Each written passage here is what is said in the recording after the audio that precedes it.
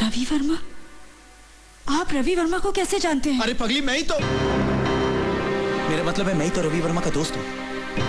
नहीं, मेरा मतलब है पिताजी रवि वर्मा के दोस्त हुआ करते थे केप टाउन में। Cape Town? भैया केप टाउन बहुत जाया करते थे। तुम्हारे पूरे परिवार की तस्वीर है मेरे घर में। पिताजी ने मुझे कहा था कि जब भी मैं केप टाउन आऊं, वर्मा परिवार के बारे में पता करो। उन्होंने भी बहुत तलाश की, लेकिन कभी किसी का कुछ पता नहीं चला।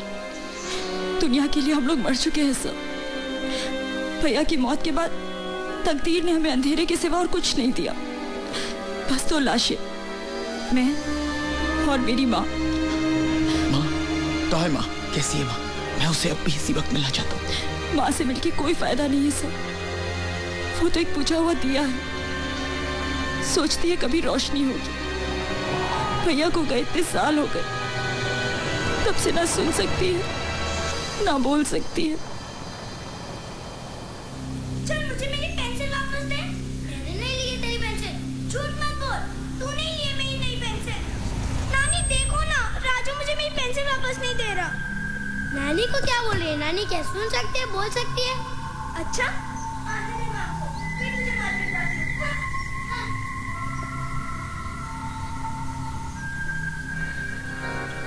बस इसी तरह दिन रात भैया की फोटो लिए बैठी रहती हैं। नींद क्या चीज है माँ को मालूम ही नहीं है।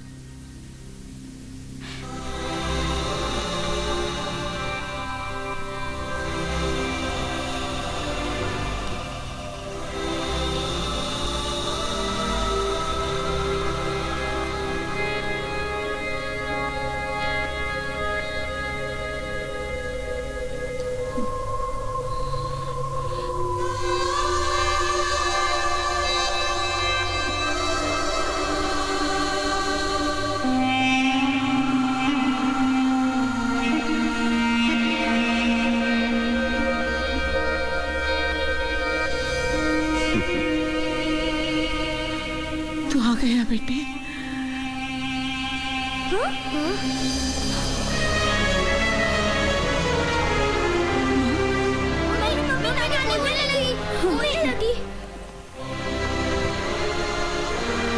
तू आ गया बेटा? आ बैठ। बहुत थक गया होगा ना? पिंकी देख, रवि आया है। मैं जानती थी तू देर से आएगा, लेकिन आएगा जरूर।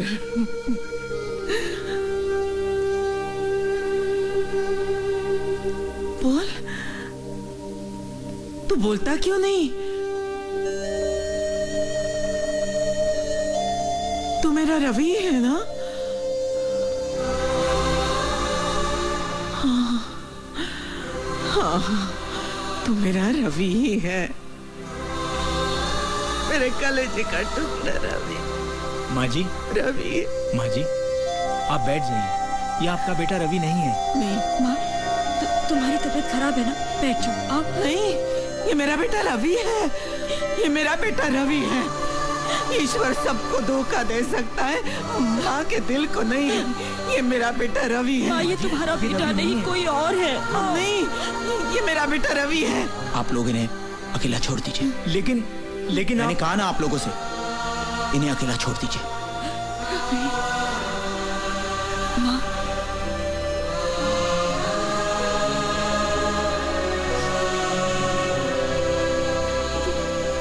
तू मेरा रवि है ना? हाँ माँ, मैं तेरा बेटा रवि हूँ। किसी ने मुझे नहीं पहचाना, लेकिन तूने मुझे पहचान लिया। देखा देखा, मेरे बेटे ने मुझे पहचान लिया, अपनी माँ को पहचान लिया। माँ, अब मैं आ गया हूँ ना, तो मेरी एक बात मानोगी? हाँ, थोड़ा आराम कर लो। हाँ, मैं आराम करूंगी। अब तू आ गया है ना, मैं आराम से सो जाऊंगी।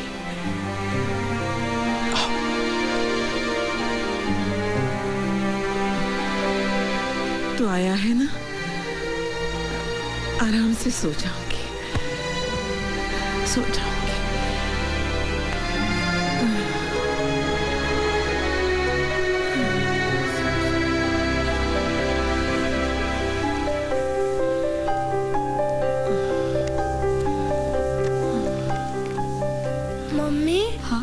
अंकल कौन है? आ जाओ बेटा। मैं तुम लोगों का मामा हूं बेटा।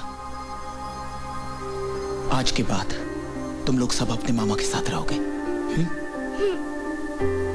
वाह मेरे मौला, जख्म भी तू ही देता है, मरहम भी तू ही लगाता है। बेटी, ये तुम्हारा भाई रवि ही है, कुदरत का जीता जागता करिश्मा। बंटी, तुम बेफिक्र होकर अपना काम करो। इनकी हिफाजत आज के बाद हमारे हवाले कर दो।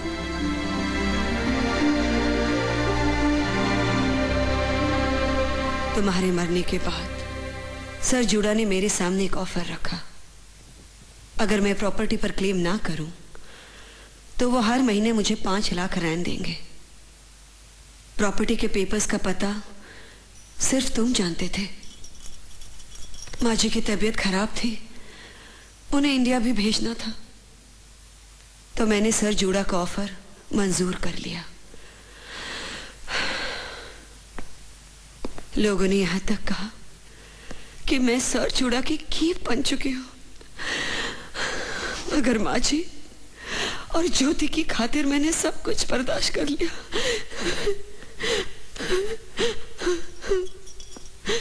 कामिनी, तुमने मेरे परिवार के लिए बहुत कुर्बानियां दी है। अब इसका बदला जूड़ा चुकाएगा। मैं तुम्हें बताता हूं प्रॉपर्टी पेपर्स कहां है। आओ मेरे साथ। लेकिन मोंटी, यहाँ पर तो दीवार है। तुम आओ तो सही। Oh my God.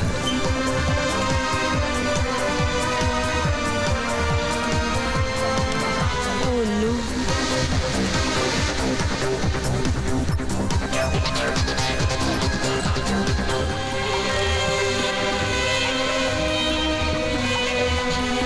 यही है वो प्रॉपर्टी पेपर्स।